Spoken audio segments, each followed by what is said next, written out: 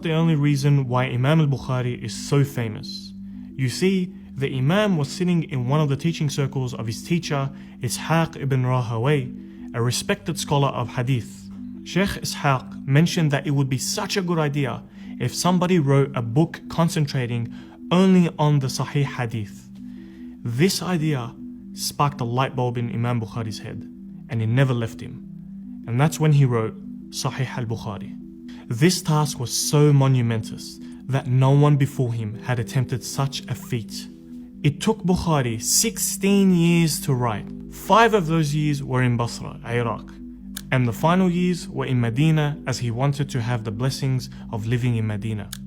Bukhari had to sit down and sift through 600,000 hadiths he had memorized and find the hadiths that would pass his tough, strict criteria so that it may fit perfectly in his book.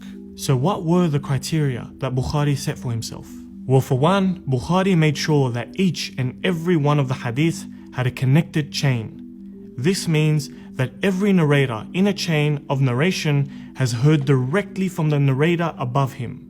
So for example, Imam Malik narrates from Imam Nafi', who narrates from Ibn Umar, who narrates from the Prophet sallallahu alaihi wasallam. Imam Malik is the student of Imam Nafi'. Imam Nafi' is the student of Ibn Umar, and Ibn Umar heard from the Prophet sallallahu alaihi wasallam. Because we can affirm that each narrator has met and directly heard from each other, we can consider this a connected chain. And another condition is that the narrator must be trustworthy, reliable. Meaning, he or she has to be a Muslim, mature, of sound mind, and obedient to Allah. Also, the narrator must be precise, meaning if he is orating the hadith from memory, then obviously his memory must be sharp and precise.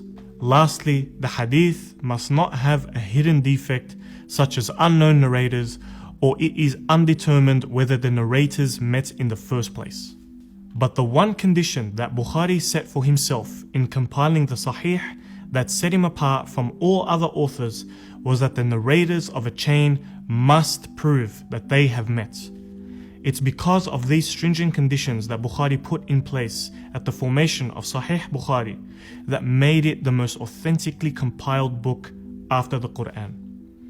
One thing to mention about Sahih al-Bukhari is that he never wrote a commentary, not at least in the traditional sense. Imam al-Bukhari wrote the commentary in the chapter headings and sometimes included other hadiths.